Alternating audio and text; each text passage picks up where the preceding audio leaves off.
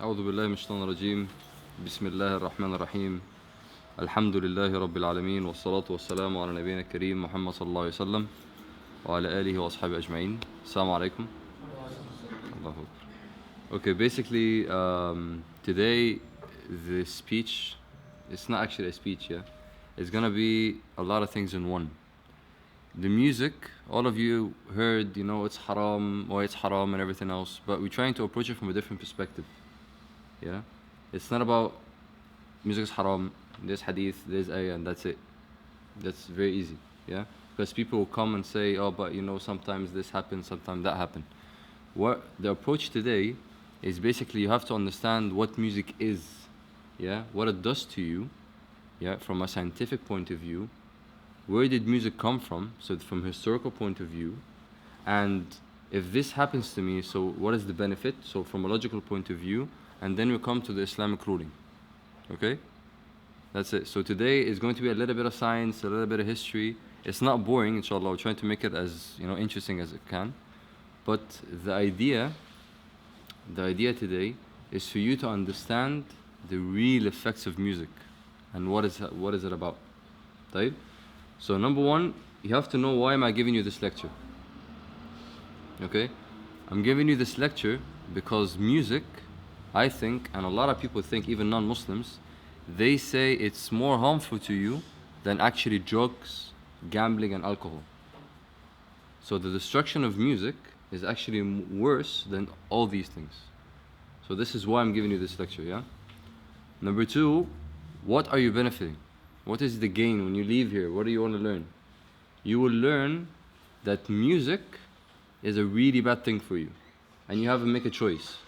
But that choice now, it became bigger because it's not about I know the ruling and that's it, which is sufficient for any Muslim, alhamdulillah. If Allah and His Messenger said this is haram, that's it. But because of now, you have, you know, this bits and pieces of people say, but maybe this, maybe that, will give you the whole picture of music, inshallah. Okay? And I'm going to quote sources for you. So inshallah, this is going to be recorded on video. If you have a pen and a paper, bismillah. If you're tired because of the football game, it's beautiful. Inshallah, you can watch the video online and you can copy the sources and you can check it for yourself as a reference. طيب? Okay.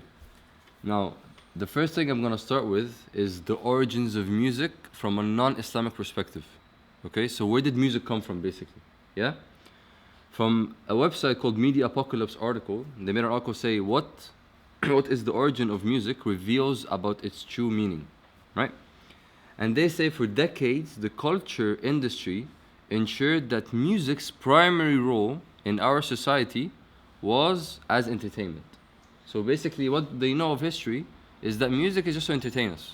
Okay, now I want you to pay close attention because every word you're gonna see a very bad reflection coming, yeah? And they say entertainment is surely one of the purposes of music. So to be fair, most people do realize it's not the only purpose. So they thought before, music just for entertainment. Now they say, this is not the only purpose.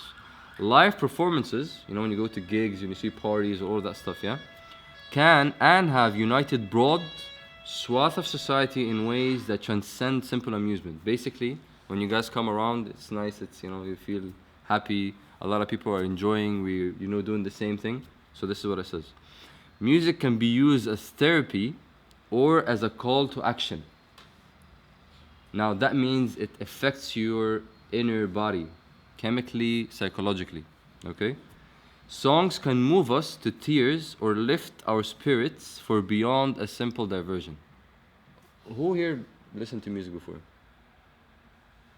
Come on, subhanAllah. What is this? SubhanAllah. Shiyukh, Allahu Akbar. Bismillah, inshallah. So, even if you didn't listen to intentionally, while you're in the supermarket, when you're, you know, on a bus or something, you listen, right? So, sometimes whoever listens to music, you know that track, when you listen to, how it moves you. You know that for a fact. And if you do not know, music affects you in a way that it moves your body. We're going to go on that later, inshallah. طيب? And they say that music, it's not just a part of a music, your genre, your kind of music. It's not just a part of your library. It's a part of your one soul. Okay? Clearly, there is something more to music than mere entertainment. Okay? So what we understood from this is that music, in the beginning, they thought it was entertaining. Now they say, we saw some differences happening, so there's got to be something more to it. Yeah? Okay. Now, the origin of music in Islam. Now, we know from history now, music is for entertainment. In Islam, there is Surah Al-Ahzab, the 33 surah. There is, when Allah subhanahu wa ta'ala spoke to the Prophet Muhammad's wives, and he said, وَلَا تَبَرَّجْنُ تَبَرَّجَ الْجَاهِلِيَّ الْأُولَى. Right? Now, in that verse, it says that do not seek the ways of the Jahiliyyah. In Tafsir al-Tabari, right, Ibn Abbas radiallahu anhuma, he said, this verse actually is speaking about a story. Okay? That story basically was, you know Cable and Abel's story, everyone? Yes? Alhamdulillah. Okay. Now, Abel, when he killed his brother, he flew. Okay? This is one narration. Another narration says 2 of the sons of Adam. But when you compare the evidences, it says that it's Cable and Abel. Okay? So let's say 2 of the sons of Adam, the good people used to live high in the mountains. Okay? The bad people, which is from the descendants of Abel, or him, yeah, he used to live in the lower place of the mountains, right? Now, the high ground, the good people, right, the men were very beautiful. They looked really nice. And the women were slightly ugly. Okay? Downhill was the opposite. The women were very, very beautiful, and the men were slightly ugly. Okay? Now, when that happened, the lower people used to be deviant. They didn't worship, they didn't commit any, shirk or anything else, but they used to be deviant. They used to do a little bit of ma'asi, if you want to say it, yeah? Like some small sins. So the shaitan, he took a form of a boy, and he went to someone in that village, and he said, I want to work with you. He said, fine. He worked with him, and while he was working with him, after he finished his work, he took something like a flute, it looks like a flute, and he started singing and playing it away. Now the people were amazed.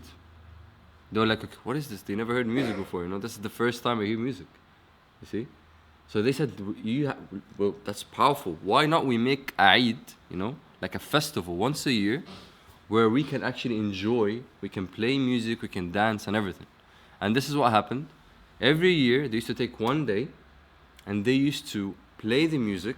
The women, they used to show their skin, they used to dance, and the men used to do the same. They didn't commit any fornication yet, yeah? But this is what happens. It's called the fawahish. Yeah, the sins now. Now, one of the good people, he listened carefully. There was, when you hear music from afar, there's like some kind of echoing. You want to know what is it? When he went down, he never saw these beautiful women before. They only saw the slight ugly ones. But when he saw these women, he couldn't believe himself. So he went down, brought some of his fellows. He said, bro, there's some beautiful women downstairs. Let's go see what's happening. They went down. The beautiful man met the beautiful woman, and fornication started. That was the first time of fornication. Based on what? Music. It was the beginning of everything now. So this is from an Islamic perspective of history. Where you can find this is in Tafsir al-Tabari, Surah Al-Ahzab, the verse is 33, al-ayah. Okay? Now, coming to something else which is very, very interesting.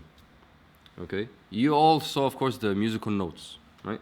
So, you saw this before. Yes? Right. This is called musical notation. Okay?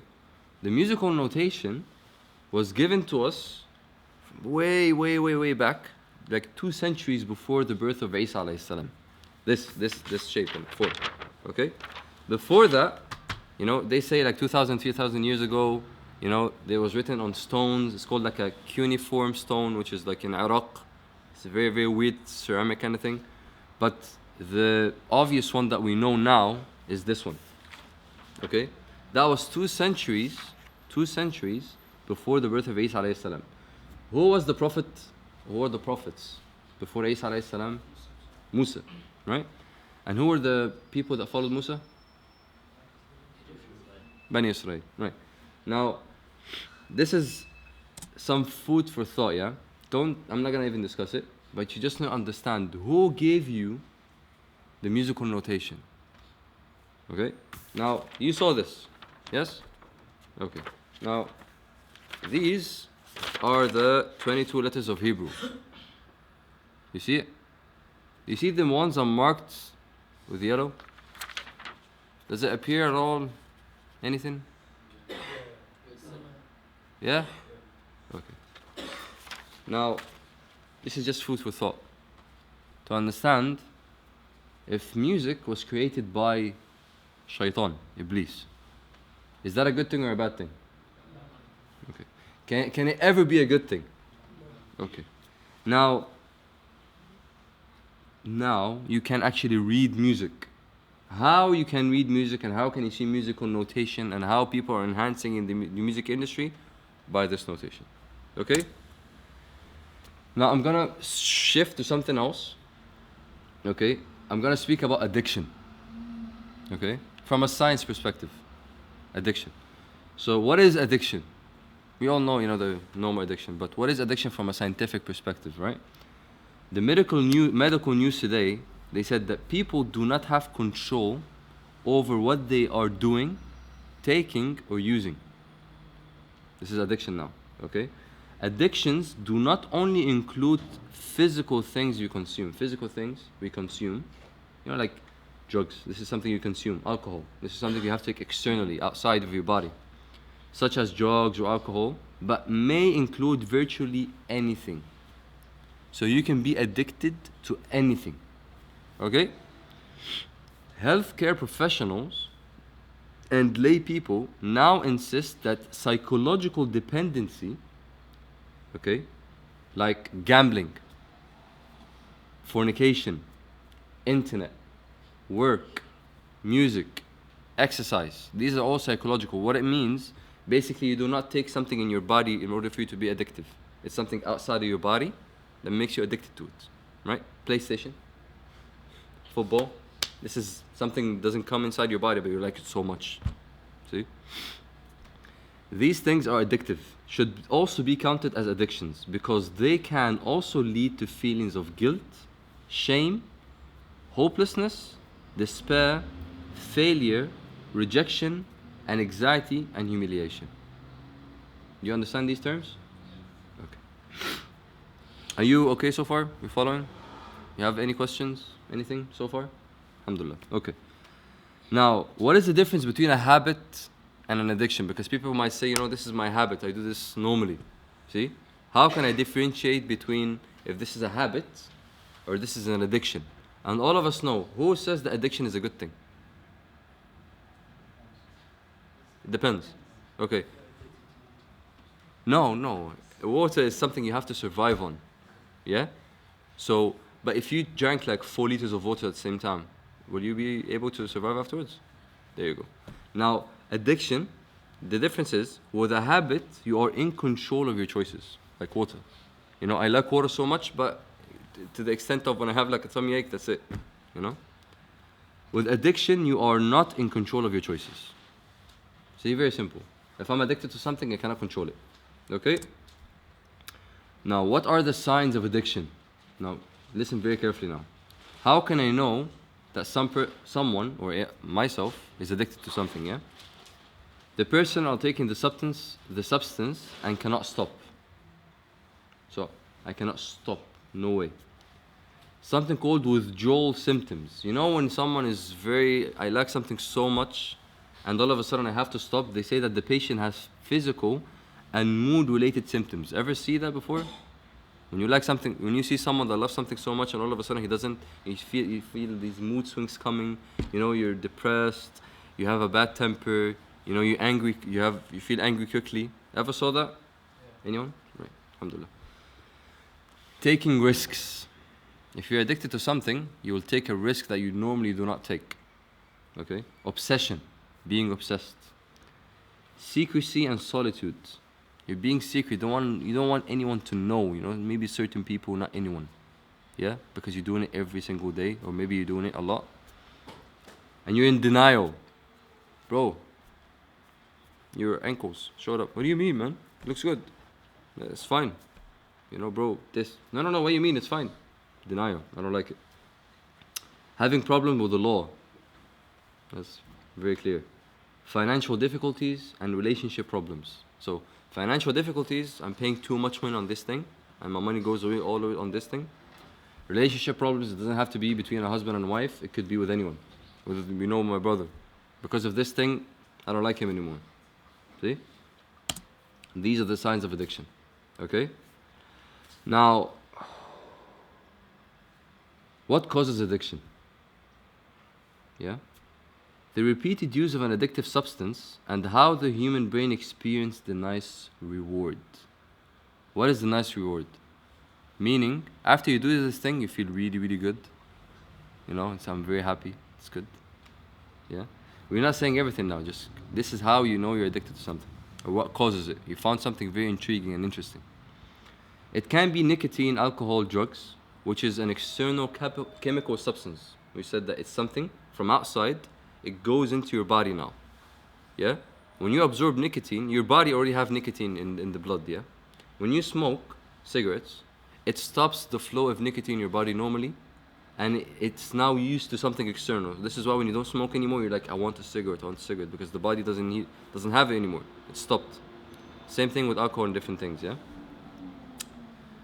Or it can be an outsider, something that doesn't go inside your bloodstream and everything, that plays with the psychology of the brain, and it triggers the internal chemical thing in your brain, and it makes it go over the roof. Yeah, like gambling. Gambling, you don't eat chips, you know, these things. Yeah, but you're crazy. I gotta win this thing. You know what I mean? I gotta do it. Fornication, same thing. Maybe you're young, but inshallah, fornication. Work, you know, you feel workaholic. You know that term. I need to do this, I need to get this, I need to get money, I need to do this, everything. Music, right? Now, one of the key essential things, you know what makes you feel that feeling and makes you really want to do this in your body? It's called dopamine. Dopamine, yeah? What is dopamine? All of this now, what I'm quoting you, I'm reading to you because I'm going to give you the sources. Where did I get this knowledge from? You know what I mean? It's not about just me, you know, coming up with stuff. No, you can actually go online, research, and you can see it yourself. So it says dopamine is what makes you feel good. Yeah? It regulates thought, movement, attention, motivation, and learning. So this is the chemical that makes you do all of these things. You know, when you're happy, when you go into the football and you run and do this and this, you're very hyper and everything, this is dopamine. When you get the score and you're very, very happy, this is dopamine. Right? There's Dr. Von Steiff, he said, dopamine is really cool stuff. It is basically what makes you feel happy, and this is the euphoria you get. Okay? There's Dr. Ananya, very weird name, Mandal. Okay? She's an MD. She said that dopamine is a neurotransmitter. Basically, it plays with the nervous system. Neurotransmitter is the nervous system. It is a chemical messenger that helps in the transmission of signals in the brain and other vital areas. Yeah? You following? Any questions? Yes? Alhamdulillah. Okay. Dopamine is found in external drugs, such as cocaine. Cocaine has dopamine, right? Among other things, which takes control over the passage of neurons and keep constant feeling of pleasure. Now, I know this is like big words of science and stuff, but this is for your own benefit. Okay, just to listen, cross over like this. Now, you gotta understand that dopamine, what it does, the nervous system sends signals, yeah? And these signals are when you're happy, you feel them. When you get what you want, it goes away. Cocaine, for example, why people are addicted to it? Because it keeps that constant feeling going on and on and on. It doesn't end. See? This is why you see them like do like this all the time. You know, they're happy. Eyes like this. But it's not. Because after a certain period of time, they cannot live without this thing anymore. It becomes a survival. It's not enjoyable anymore. Yeah? Now, there is a doctor, his name is Robert Sapolsky, in California Academy of Science. He did a very powerful experiment. Like, look, they actually, you know, they train monkeys in labs and stuff, right? what they did was, they trained the monkey to say, listen, if you pull this lever 10 times, yeah, you're gonna find food. And the more times you're pushing that lever, you're gonna find food. So they did this. This graph basically, it shows you, see that the smaller curve, right? This is the usual thing. This is the monkey. They put some stuff in his brain, and they see that the dopamine level, when he sees signal, like the red light that you have to push it, this is where he gets excited. Okay, I'm gonna do this now. I'm gonna get food. So, and this is the work. See, he knows what he's doing. I'm gonna do this now. I'm gonna eat now. And this is the reward. Is basically he got the food. So, interesting. This is very interesting now. Yeah, the reward is not what makes you go high. It's actually this. It's like, I'm gonna get this now. You didn't get it yet, but it's anticipation, right? Now they did something very interesting. They said, okay, listen, let's make him do this, but instead of getting the food every single time he get 10 livers, he's gonna get 50%. So he did it 10, nothing. Another 10, nothing. So he did the third 10, he got it, right? So there's anticipation now. When that happened, this is the second curve. Look how did it go off the roof. The anticipation. I was like, maybe I'm not feeling good today. Maybe they don't like me. Okay, maybe if I did this today, inshallah, they will give me food and everything. And he's thinking that way, and the dopamine went over the roof. Thank you. It's good.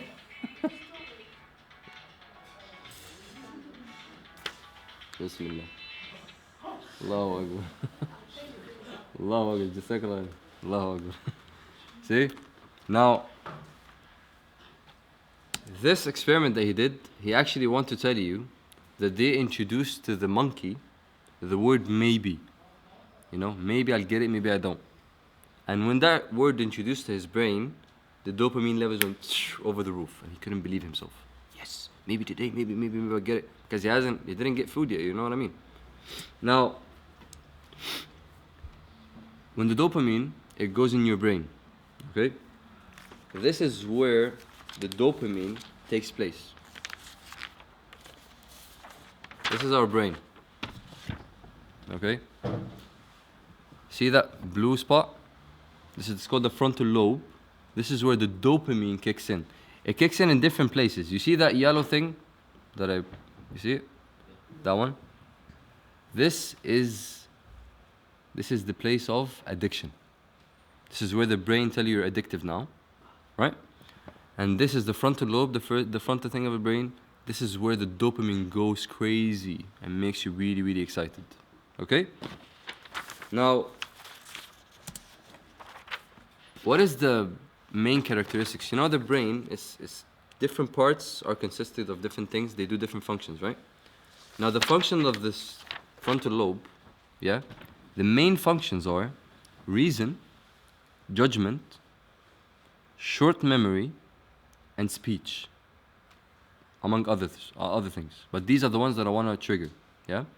So it's controlling of your reasoning, my judgment, my speech, what should I say? What should I say?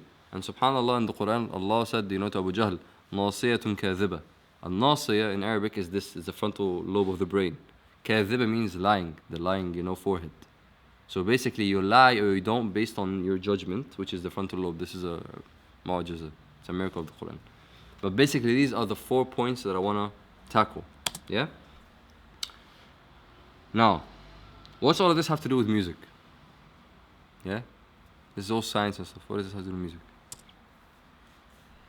Okay. Let's define what is music now. Simply, music is the combination of audio frequencies and patterns floating through the air to your ear. This is what is music. It's waves coming to your ears, right? Exactly like how your eyes processes light. When you see light, it's actually like waves coming to your eyes, and you can actually see this is light. Same thing that happens with the ear. When it sees the waves of music coming in, that's it. And it triggers excitement, pleasure, sadness, or other emotions in your brain. This is the difference. Okay? Now, the brain stimulates these feelings also from food, drugs, and fornication. Right? I can't say fornication now, but intercourse basically with your woman, with your wife.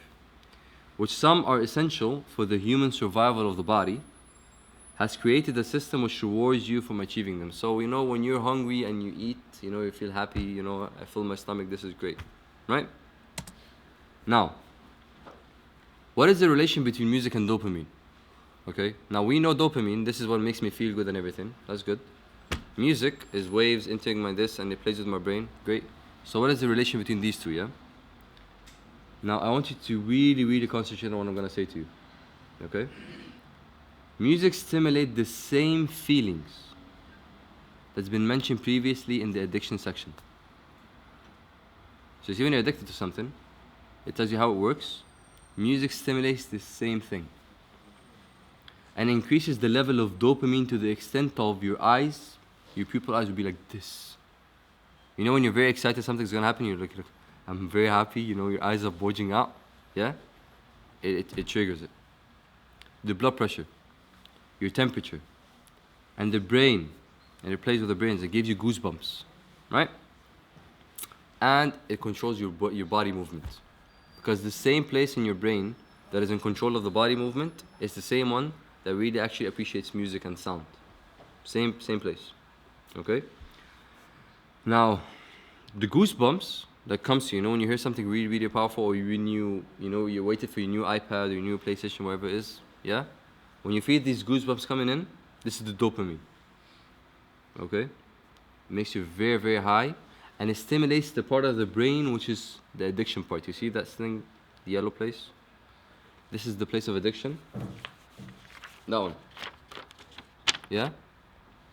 Music stimulates that place, which is addiction, yeah? And it makes it go off the roof. Okay?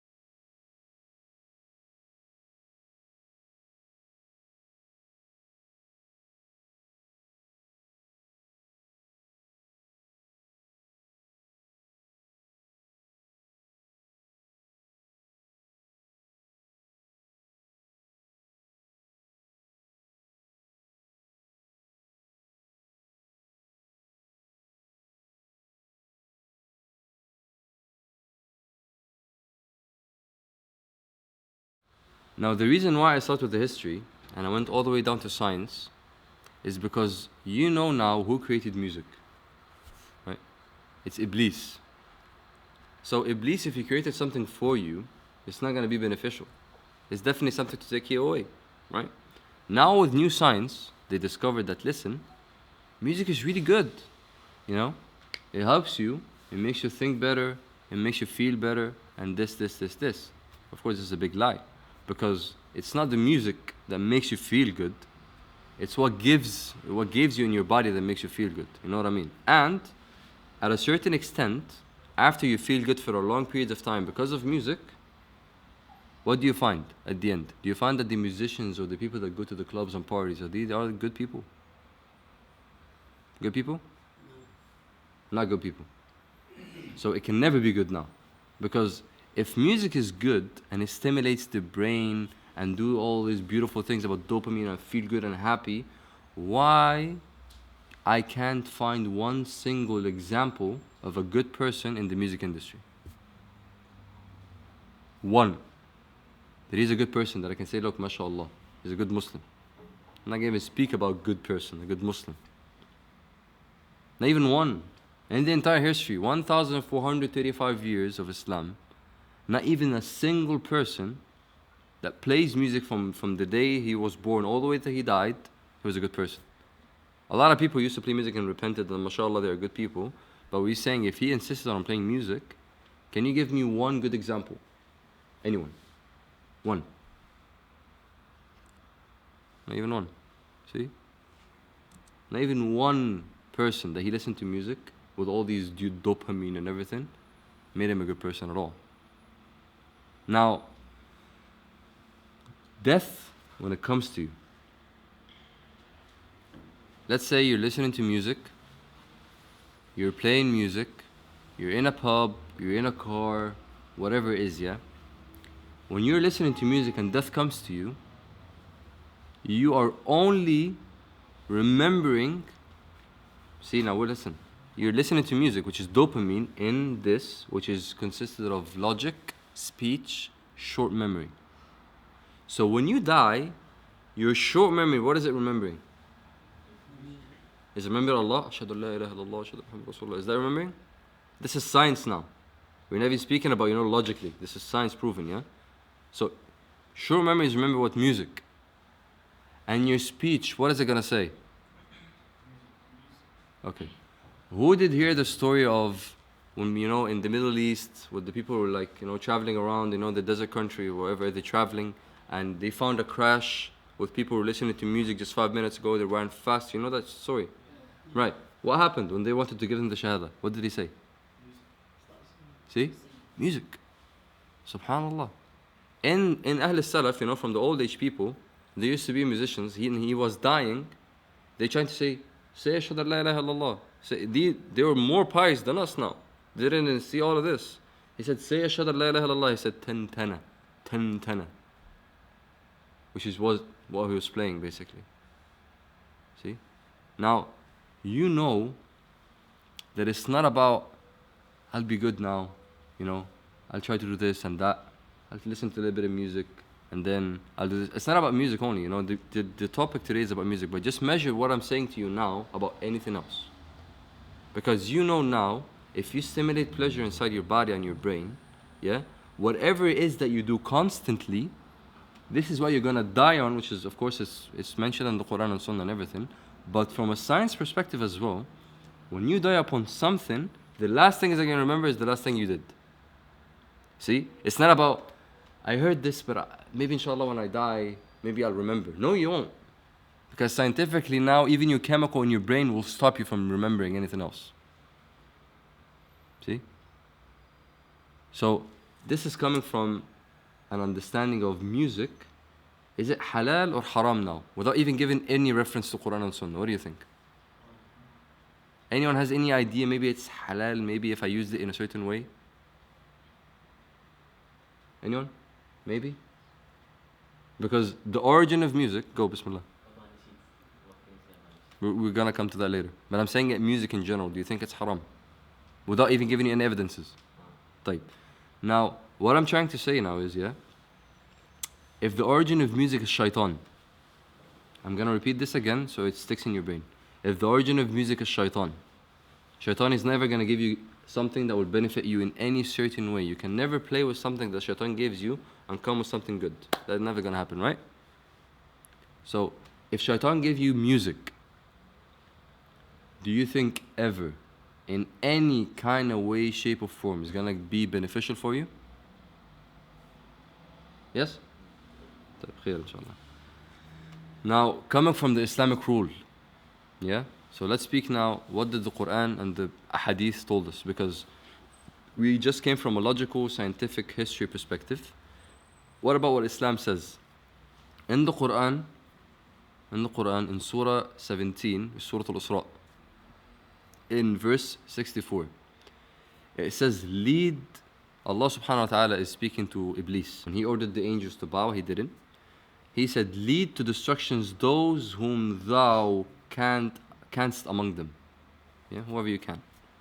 With thy seductive voice. I chose this old English kind of translation because it gives a good translation. With thy seductive voice. Okay, and then the verse continues, make assaults on them with thy cavalry and thy infantry. Have you ever heard of this verse before? وَاسْتَفْزِزْ مَنْ اسْتَطَعْتَ مِنْهُمْ بِصَوْتِكَ وَاجْلِبْ عَلَيْهِمْ. Now Ibn Abbas radiallahu anhuma, and Mujahid, which is his student, they said this is the musical instruments. Who is Ibn Abbas when it comes to the tafsir of Quran?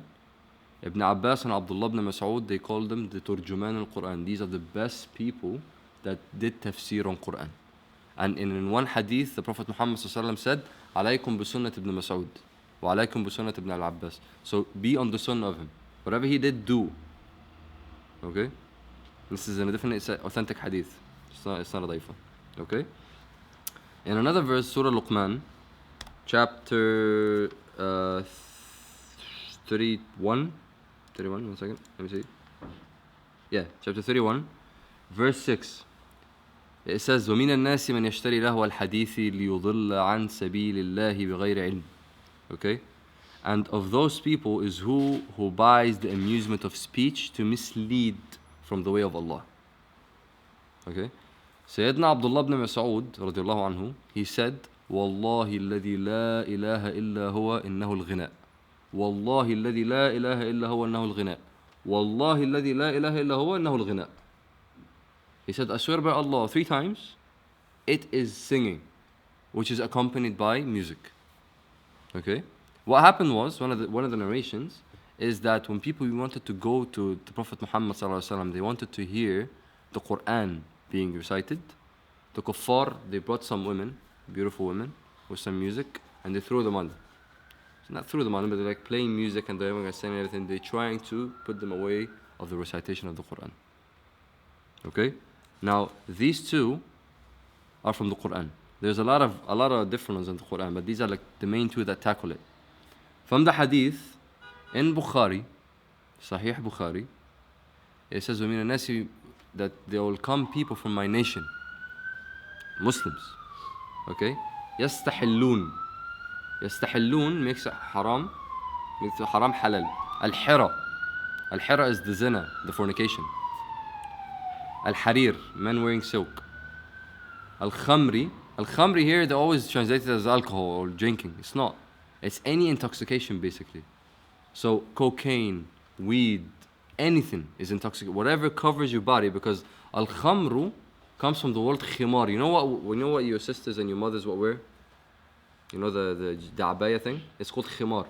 Because basically it covers it. So whatever covers the brain is called khamr. Okay? That makes you do not know what you're saying, what you're doing. This is called khamr. Wal ma'azif, and the musical instruments. So he said, people who come from my nation, now listen to that carefully. It didn't say music is haram and that's it. No, he actually said, people from my nation, scholars would come, people of knowledge would come, and they would say, music is allowed. It's fine if you use it in a certain way, and we have that now. A lot of scholars come. You have a lot of books that will say, music, if you use it, it's like shi'r, it's like poetry. The good of it is good, and the bad of it is bad. Subhanallah, sadaqa al-Rasul alayhi salatu wasalam. That's it. So you have this from the evidences. Now, you have 2 misconceptions, 2 big misconceptions that people come with, yeah? And they tell you, okay, wait, listen. You know the hadith of Aisha radiallahu anha when she was beating the duff? Who knows the hadith? Okay. Basically, the Prophet Muhammad sallallahu alaihi wasallam, he returned to his house to Aisha radiallahu anha. She was still young, and she was playing and singing with a little girl from the Ansar, because they won a battle, the Ansar won a battle, and they were like beating the duff and singing along. So the Prophet Muhammad sallallahu alaihi wasallam, he went inside the room, he slept on the bed, he gave him their back, covered his face, and he was sleeping. Okay? Sayyidina Abu Bakr radiallahu anhu, he entered the house, and he saw what's happening. He said, "Amizmar ash-shaytanu fi bayt an-nabi," is the flute of the devil in the house of the Prophet Muhammad sallallahu alaihi wasallam. So Sayyidina Muhammad sallallahu alaihi wasallam said, "Oh Abu Bakr, leave them. Da'hum ya Abu Bakr. فإن لكل قوم عيد واليوم عيدنا." For every nation has its Eid, and today is our Eid. So people come to you and say, look, listen, that's it. See, the Prophet Muhammad sallallahu alaihi wasallam, he was there. He was listening to the duff and singing. And even Abu Bakr, when he entered the house, he told him, leave them. It's an Eid. So that means we can do it in Eid, inshallah. Bismillah. But actually, it's the other way around. In every narration of the Prophet Muhammad sallallahu alaihi wasallam, and in the Seerah al-Nabawiyya, and even in Seerah ibn Hisham, you never see the companions will make a certain statement in the presence of the Prophet Muhammad sallallahu alaihi wasallam, which is not true. Basically what it means, if this is haram, yeah, and the Prophet Muhammad sallallahu alaihi wasallam knows it's haram, and everyone knows it's haram, I'm not going to say in front of the Prophet, it's halal. They never did that. You get it? So Abu Bakr radiallahu anhu, he entered the house, yeah, and he saw this is happening. He said, Amizmar shaitan, the fruit of the devil. So this is not normal for a companion in the presence of the Prophet ﷺ to say something which he doesn't know. You know what I mean? He will ask, oh Prophet, is it allowed? Is that good? Yeah? So when that happened, the Prophet Muhammad ﷺ didn't say, no, it's not the Mizmar shaitan. Who said so? It's Eid. No. He didn't say anything about what he said. So this is approving. By his action, the Prophet Muhammad ﷺ, by his action, he approved that this is the Mizmar of shaitan. But it's allowed for these young ladies, these young girls, to do it in the time of Eid. This is what the scholar said, and Shaykh al-Albani rahimahullah, he quoted this in his book Tahrimu Alat al-Tarab. Okay? The second one that comes to you in the same book, Tahrimu Alat al-Tarab, and it's in a different book, astaghfirullah, I can't even remember the name now. It tells you that the Prophet Muhammad sallallahu alaihi wasallam was coming back from a battle, right? And a woman from Al-Habasha, she was waiting for him, and she said, look, أنا نظرت إلى الله, I made a promise to Allah. You know what nadhr is in Islam? Nadhr basically is, you do promise to Allah. You say, look, Allah, if you made me succeed in the exams, I'm gonna give 20 pounds charity. Let's say this for example, yeah? It's not obligation on you that when you succeed the exams, you pay 20 pounds. But because of this nadhr, now it became an obligation, a fard on you. You have to do it. Because Allah didn't state it on you and you want to do it anyway and you asked Allah for it. You know what I mean? It's very obvious now, so it becomes an obligation on you. So she said, أنا نظرت إلى الله, I made a promise to Allah, if you came back safely from this battle, I'm gonna beat the duff and sing for you. Okay? So he said, فإن نظرتي فافعلي. So if you made a promise to Allah, then do it. And the Prophet Muhammad ﷺ sat down. She's beating the duff and singing. Sayyidina Abu Bakr came. Sayyidina Ali came. Sayyidina Uthman came. As soon as Sayyidina Umar ibn al-Khattab came, she was with the drum, she put it down, and she said like this. And she didn't move. Very, very frightened. So the Prophet Muhammad ﷺ, he laughed and he said, oh Umar, inna ash-shaytan la yakhafa mink. Subhanallah, Umar, the devil surely is afraid of you. Now they say, there you go. The Prophet Muhammad ﷺ, sitting down, and she's singing. She's a woman. Singing the duff and everything. And the companions came, it's okay. Now, the question would be, did you hear what the Prophet Muhammad ﷺ say when Umar ibn al-Khattab came? He said, Inna ash-shaytan la yakhafa minka ya Umar. The devil is surely is afraid of you, Umar. Why? Why did he say this? Because the lady stopped. So that means that the shaitan stopped, or that means the lady stopped? There you go. So does that mean that the shaitan was doing something good now? See? Very easy. And the final one that I'm going to quote for you, Sayyidina ibn Umar radiallahu anhuma, he was walking alongside with another companion, and there was a guy far, far away. He was playing the flute or something, like a shepherd. So he did this. And he was walking until it finishes. And he asked him, is it gone now? He said yes, and he removed his fingers. And he said, why did you do this? He said, I was walking with the Prophet Muhammad sallallahu alaihi wasallam, and he did the same thing. See? Now people come to you and say, listen, the Prophet heard the music, he just did this. He didn't order Ibn Umar radiallahu anhu to do the same. That means that listening to it is fine. He didn't say it's haram. He didn't say, put your fingers. You shouldn't listen, it's haram. He didn't do this. Now, there's two different things in Islam when it comes to listening. There's listening and hearing. Two different things. I'm in the supermarket buying some stuff and there's music and I'm not even paying attention. I'm hearing there's music, but I'm not even concentrating. I'm hearing something. And there is listening. I'm listening to music. See? There's difference now. There's difference between I'm listening to something and hearing. The Prophet Muhammad ﷺ didn't even want to hear about it. Hearing is fine because you're not concentrating. He didn't even want to do that. And the Prophet Muhammad ﷺ, when he was young, he said, this is an authentic hadith, I remember if Bukhari or Muslim. He said, أنا هممت, I intended to do things of this worldly life 2 times when I was young. When he was a shepherd, when he was young, he asked for a friend to come, and he told him, listen, take my place, I'm going to go inside the village, and I'm going to do whatever they do. Okay? The Prophet Muhammad ﷺ went inside, there was a big festival or marriage happening. He sat down. As soon as he sat down, he fell asleep. And what awoke him next morning was the sun. So the next day, he did the same thing. Called out his friend, come man, sit here, I'm gonna go to there. He went inside, there was another festival. As soon as he sat down, he slept. And the next day, what awoke him was the sun. And he said, after this, I didn't want to do anything else. Even when he was not a prophet, the Prophet, Allah subhanahu wa ta'ala protected him. Even. He shut his ears from even listening to music or watching everything. So, these basically are like a small glimpses of music. I hope inshallah you have benefited. If you have any questions inshallah, please, in music, or whatever it is we're speaking about. Jazakumullah khairan for listening, and Assalamu alaikum. I used to be a musician for 21 years. Since I was 3 years old, music is everything for me. Okay? So that means I know what it comes to musical instruments, electronic music, sound effects, everything. Okay?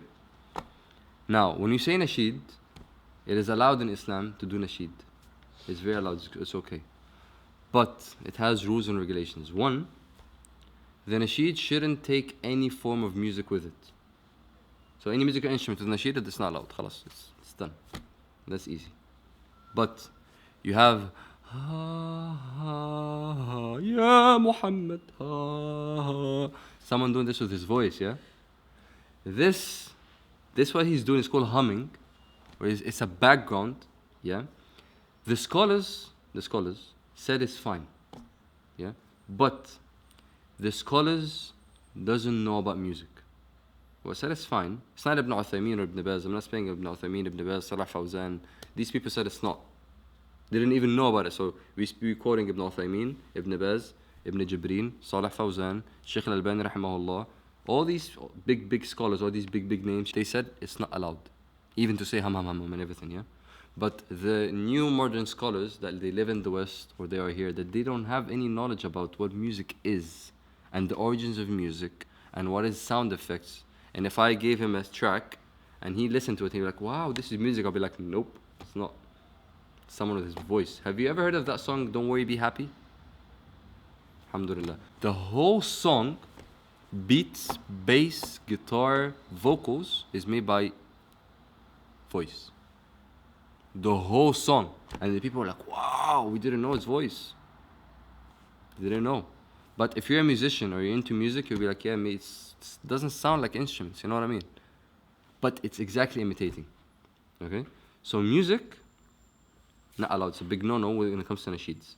Nasheed is only allowed when you hear the only voice, just one man with a nice voice. You can put a little bit of echo, a little bit of reverb. You know the echo and reverb. It's fine. You can go to a cave, speak, and I can have the echo. I can go to a hangar, speak, and have an echo. Go to a big room, empty room, have the same reverb, no problem. See? This is easy. So I can use this. I can use the sound of water. I can use the sound of wind. I can use the sound of this. This is all natural sounds.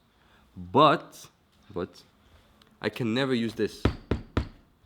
You know, the duff. The duff is only for women. So this is a table. Yeah? I can use the table as an instrument. I can use the rain sound as an instrument. You know what I mean? If I put it in a certain pattern, in a certain way, it can sound musical. This is not allowed. What's allowed is a nature thing with someone saying good things. Let me give you an example, hold on. A live one. Of nasheeds that you can actually listen to.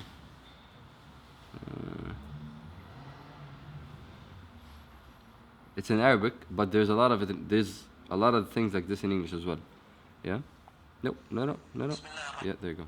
You hear anything? Okay. Now, 1 second. Let me try to find you. Yes. يا سائلي عمن ذهبي وعقيدتي رزق الهدى من للهداية يسأل يسمع كلام محقق في قوله. You hear anything? يا سائلي عمن ذهبي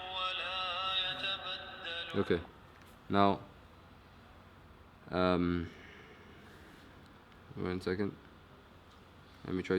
الهدى من للهداية يسأل يسمع كلام محقق في قوله. You hear anything?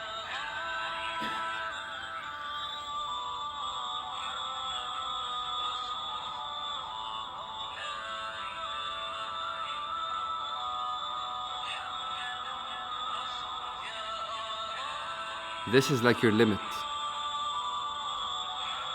See? This is your limit now. The delay, two people dubbing over each other, it's fine. Yeah?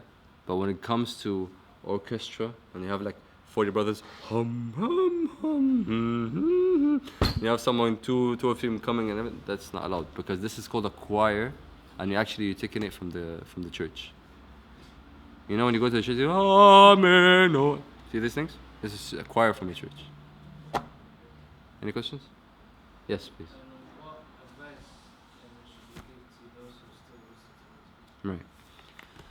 The advice that I will give you, or give these people, is that, one, it's a very addictive thing. Yeah? So I do understand, I do appreciate. Yeah? But you gotta understand that you yourself are the only person that can take yourself out of it. So no matter what you listen to, because if you're a believer, yeah, one evidence from the Quran or the Sunnah is enough for you. Allah says haram, haram, khalas. Do you eat pork? No, right? Khalas, that's it. You don't eat pork, I don't eat pork. Do you drink? Khalas. You know what I mean? It's finished for me. But music, it's very hard. I'm trying, wallahi, and everything. No. What you gotta understand is music is gonna take you in a very bad direction. Basically, when you listen to music, you don't want to listen to Quran. You see? It's not about, I listen to Quran and music. La. Try this, yeah? See what is the best, or tell this brother, whatever he's still listening to music, tell him, take the best track that actually moves you. And you're like with it and everything, yeah? And you can't hold yourself, right? Take that track, listen to it, and after it finishes, Surah Al-Baqarah. Alif Lam Mim, ذَلِكَ الْكِتَابُ لَا رَيْبَ فِيهِ. And you tell me, are you in Quran the same way you were inside that song? Do you feel the same passion and the same thing? Do you feel the same? It's never gonna happen. It doesn't coexist. You know what I mean? And Sayyidina Ibn Mas'ud, he said, and the al-ghina yunbitu an-nifaq fi al-qalb. It brings like, hypocrisy in your heart. And the Quran and the music can never be in the same heart. It can never be, ever. So you gotta make the choice. Either, okay, listen, I want to listen to music, and I want to go to hell, and I'm fine with being barbecued and everything. Or, I want to be a good person, I have to try, I have to leave this, yeah? The only way you have to do it is you leave it completely. This is what I did. When I stopped music, that's it. It's not like, okay, listen, I was playing, 8 hours a day, I'm gonna play 4 hours a day, then 2 hours a day, and then 1 hour a day. It doesn't happen. Because music is the only thing that plays with the emotions. So whatever you're angry, you're down, you feel, you're oppressed or sad, whatever, you go to the music. Because it makes you feel better. It doesn't actually. It actually makes it worse. When you're sad, do you hear an uplifting song, you hear a sad song? A sad one. Because it wants to be with you, you know what I mean? You never hear, something very joyful, and you go, oh, yes, I'm very happy now. It doesn't happen. See? So the best advice I can give you is, now you know, or you can tell them, deliver the message, now that you know what music does to you, yeah, it's actually worse than cocaine. It's actually worse than cocaine. Because cocaine is very, very expensive, it's very, very bad for your health even, and it does a lot of bad things, so it's not an easy thing to come, and it's not an easy thing to get. Music is everywhere. You know what I mean? Just one click and you download everything, that's it. So it's actually worse than drugs. So if you know this, you gotta make the choice. You gotta listen to Quran more. Quran is your key. But you have to search. This is what I did, wallah, subhanAllah, and it really, really powerful, and it helped. When I used to live in Egypt, yeah? In Egypt, they have Abdul Basit Abdul Samad, Mahmoud Khalil al-Husari, al-Minshawi. It plays all over the place. Okay? And they especially play these Qur'ans when it comes to someone is dying. Right? So whenever I used to listen to these people, I always remember someone is dying, I'll be like, please shut it off. I don't want to listen to it. It's very, very depressing. Right? Because it relates to something. What I did was I researched and tried to find new reciters that have good voices that I can actually listen to. You know what I mean? And when I did, khalas, it replaced. That hunger of sound and everything in relation, it replaced with the Quran. And trust me, akhi, there's millions of reciters that have different kind of recitation that you will hook on immediately. I hope inshallah that helps, yeah.